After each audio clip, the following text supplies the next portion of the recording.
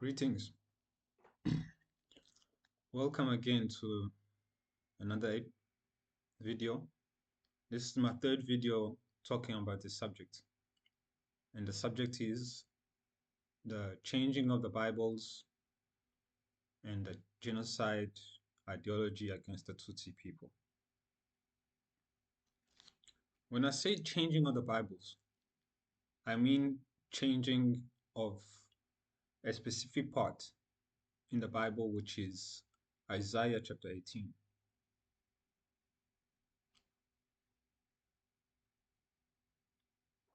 And these Bibles that have been changed are Bibles that are found in our languages, our African languages like Kinyarwanda, for example, but also in English.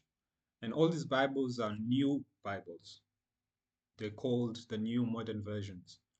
And they've been written only in the past, not more than 70 years, or to put a maximum, not more than 100 years. And there are other older Bibles that contradict these new Bibles, that show words which were written and which are not found in these new Bibles, specifically in this case, Isaiah 18. And before I go into it, do you guys know what a Tutsi is?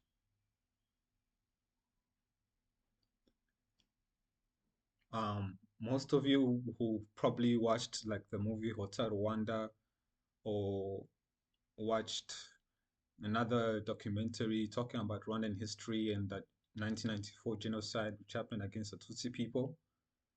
Perhaps you've come up with what maybe a Tutsi was and a Hutu was, and you probably are familiar with the terms that Tutsis are taller people and Hutus are shorter people. This is the most common definition of how different these people are, the distinctions that make the Tutsi and the Hutu.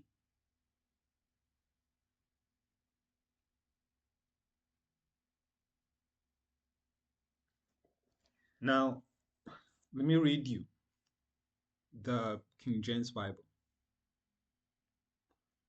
in Isaiah 18 first, and then I'll read to you the one of the new Bibles in English, which is called the New International Version in Isaiah 18. I'll pick verse 2 only, or I'll just read from the first verse and the second verse. So I'll read two verses to you. This is what the King James Bible says. I have it here. King James Bible says, "Woe to the land shadowing with wings, which is beyond the rivers of Ethiopia, that sendeth ambassadors by the sea, even in vessels of bulrushes upon the waters, saying, Go, ye swift messengers, to a nation scattered and peeled, to a people terrible from the beginning hitherto, a nation meted out and trodden down, whose land the rivers have spoiled."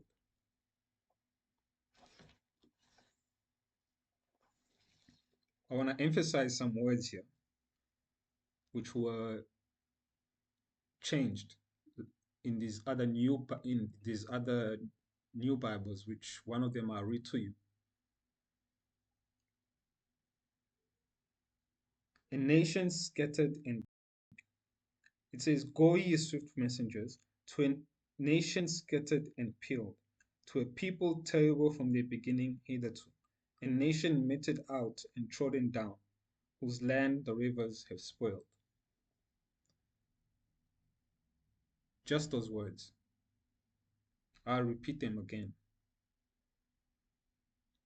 Go ye swift messengers, to a nation scattered and peeled, to a people terrible from the beginning hitherto, a nation meted out and trodden down, whose land the rivers have spoiled. Now, I'm going to read to you from one of these new Bibles, which have appeared only in the past 70 years or so, 70 to 100 years. The NIV, it says, woe to the land of whirring wings along the rivers of Cush, which sends envoys by the sea in papyrus boats over the water. Go, swift messengers, to a people tall and smooth-skinned, to a people feared far and wide, an aggressive nation of strange speech, whose land is divided by the rivers.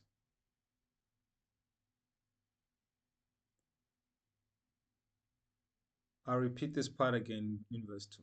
Go, swift messengers, to a people tall and smooth-skinned, to a people feared far and wide, an aggressive nation of strange speech, whose land is divided by rivers.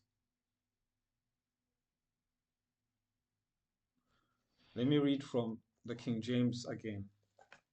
For emphasis, go, ye swift messengers, to a nation scattered and peeled, to a people terrible from their beginning hitherto, a nation meted out and trodden down, whose land the rivers have spoiled. Let me read from the NIV again.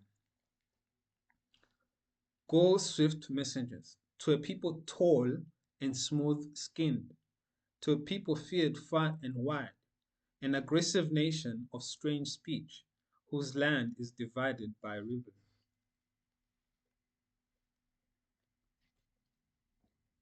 Now, is the King James and the NIV saying the same things?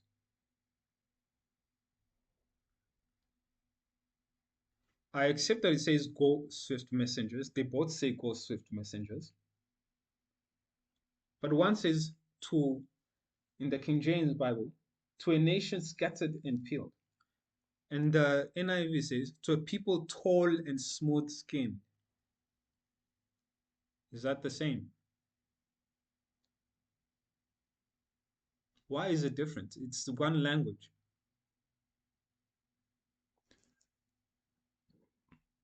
To a people feared far and wide. To a people terrible from their beginning hitherto. An aggressive nation of strange speech. A nation meted out and trodden down. Are these the same meanings? Back to Tutsis and Hutus. Now, it so happened to be that in the Belgian colonial rule of Rwanda, Rwandans were measured, and the tall people were called Tutsis, and the shorter people were called Hutus.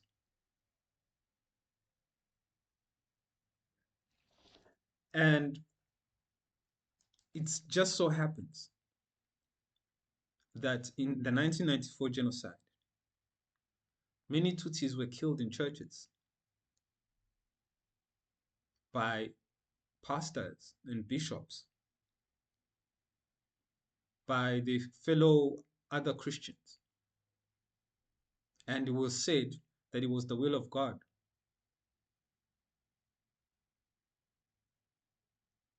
Now, I'm reading here to you today, having two different, having the King James Bible available with me.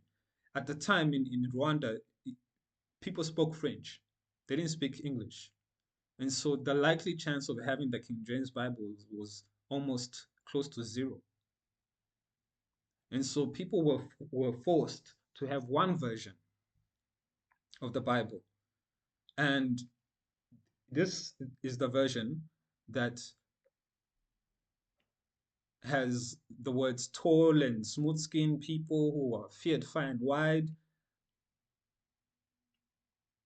total made-up words that Isaiah did not write. And these words were ascribed to the Tutsis. And this was taught to the Hutus. the pastors, the bishops, the normal day Christians, the politicians, their writings prove this. Look at the writings of Kayibanda, Gregor, the second president of Rwanda.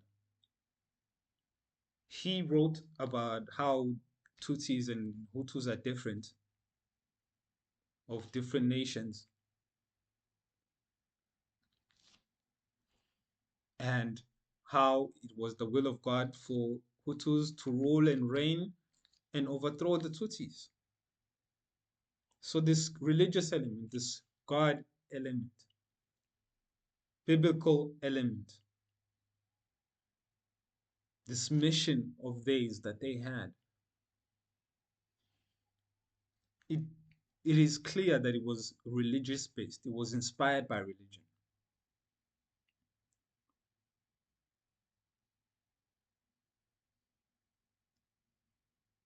And this narrative that Tutsis were tall, are tall, and Hutus are short, and that is what distinguishes them, makes them two different ethnicities.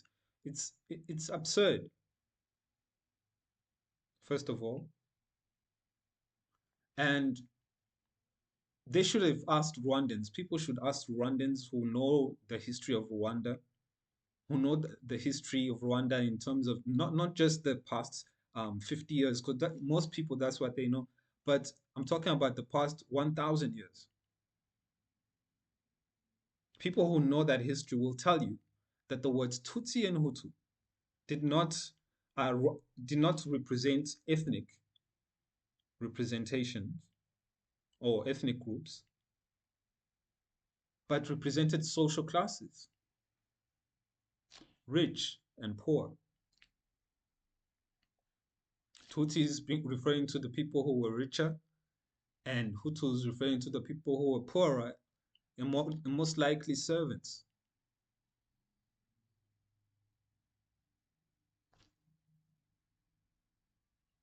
But the Belgians in the Catholic Church from the years 1926 executed an exercise, an operation of measuring Rwandans, I repeat this again, and made the Tutsis the taller Rwandans that they had measured and the shorter Rwandans Hutus. And they taught the shorter Rwandans the genocide ideology against Tutsi people. And to back it up, they had created this religious rhetoric and narrative and put it in the book of Isaiah in the Bible, changing his original writings, therefore committing a crime, and continued even a worse crime of teaching these new words, these lies, these deceptions to the shorter Rwandans, so much that they created political parties in the name of in the name of short people, in the name of Hutus.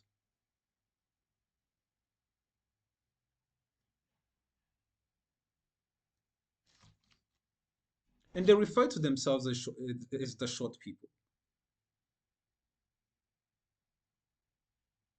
This is in historical records. It's easy to verify if you just look for it.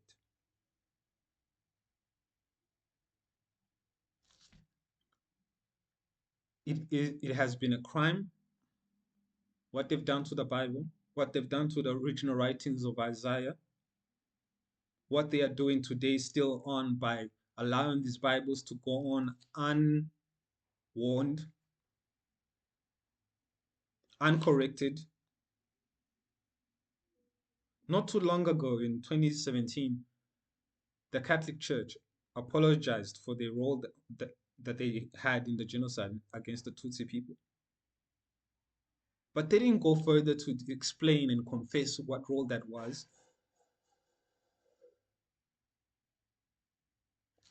Much worse, they didn't correct it. These Bibles, we still have them today. These NIV Bibles are the one of the most popular Bibles that there are.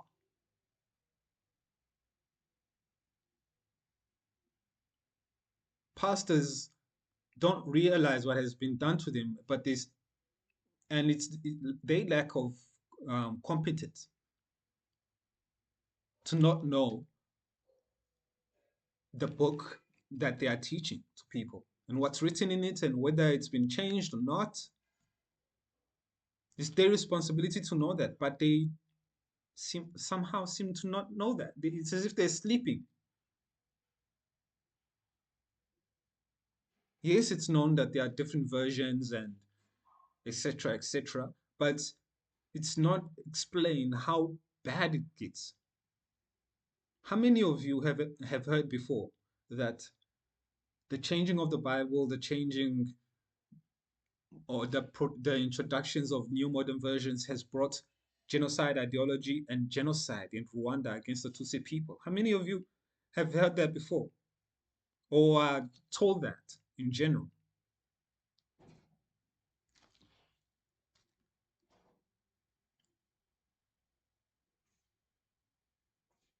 I guess not many people. The evidence is clear, it's obvious, it's there for everybody to see.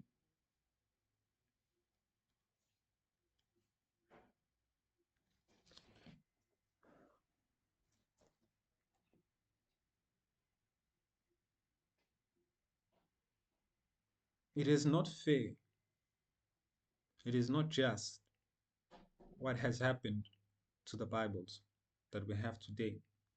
Most of us have grown up thinking that the Bible is the Word of God, it's complete, it hasn't been changed, it's safe. But the evidence proves otherwise. And it's important for people to be aware of it, especially Christians, because you do not want to read something that has been changed and let that become one of your doctrine.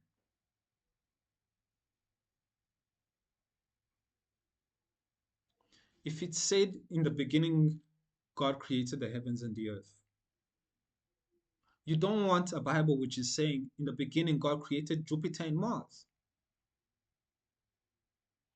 In the Garden of Eden, God put the Adam and Eve. You do not want a Bible that says he put the Adam and Steve.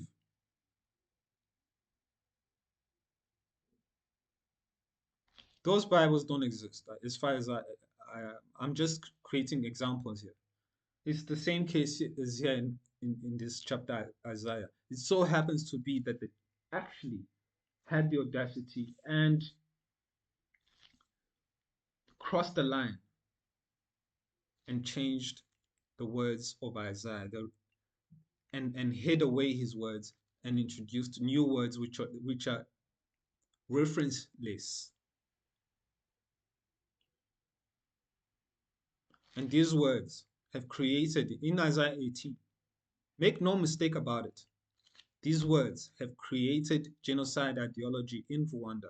And many people in Rwanda who do not have the privilege of having the King James Bible with them, for example, or the Jewish Bible with them, or the Geneva Bible with them, or any Bible which is older than 100 years ago, and they are reading one of these modern versions, they are still under the trap of actually reading Isaiah 18 and not realizing that it was changed, and therefore believing what Isaiah 18 is saying, that they are these tall and smooth skinned people who are feared far and wide, an aggressive nation of strange speech whose land the rivers divide. This is the exact rhetoric which the Hutus had back in their rule, in their governments in 1994 and the 30 years before that. They said, they preached on and on and on and continuously with more force as time passed by that the Tutsis were aggressive.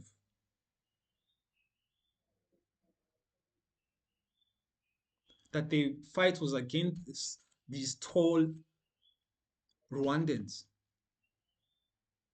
that they were protecting the short Rwandans, that it was a call from God, that they were doing it in the name of God. There's actually a documentary on YouTube called In the Name of God Rwanda. Please see it. Look at how they present the religious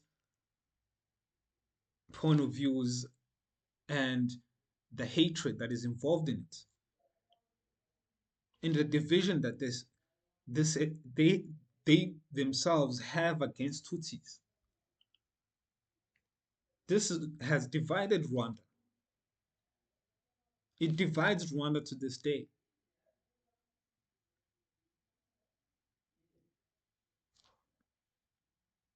It's a barrier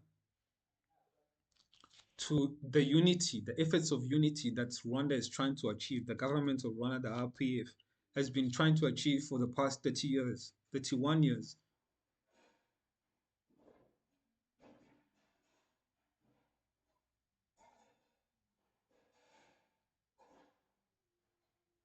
People need to be aware of this, okay? They need to be aware of the fact that the Bible was changed and the fact that the changed Bibles have caused an enormous impact on people's lives, including genocide against people. There are certainly other places in the Bible, other than Isaiah 18, that have been changed, but I'm not talking about them right now. I've handpicked Isaiah 18 because it's the most serious, it's the most concerning issue.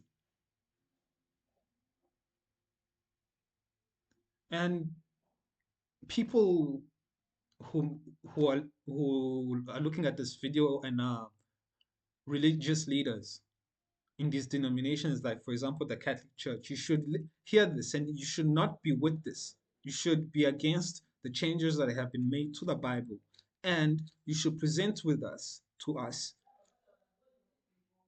honest, accurate Bibles that are faithful to the original writers, that are identical to the original writings and the original writers.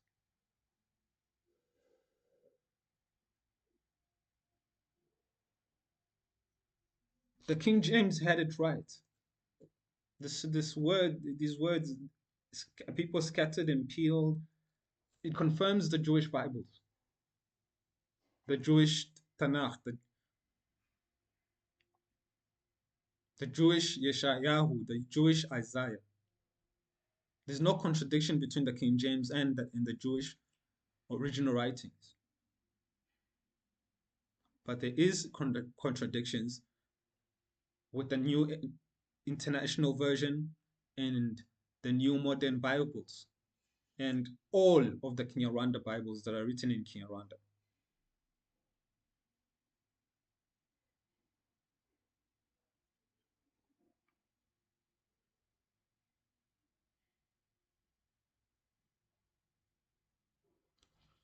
I hope in the future days that are coming ahead that these things will be heard and seen and investigated and eventually corrected, because we cannot have the majority of our books of our Bibles corrupted. Especially we cannot have this Isaiah 18 still going on and teaching that there are some tall, smooth-skinned people who are aggressive. The Kinyarwanda version says they even oppress other ethnicities. So we cannot have such Bibles continuing to teach that message without the original message, without the original writings, the original words being known. There has to be a difference. The right thing has to be done. The right thing has to be done.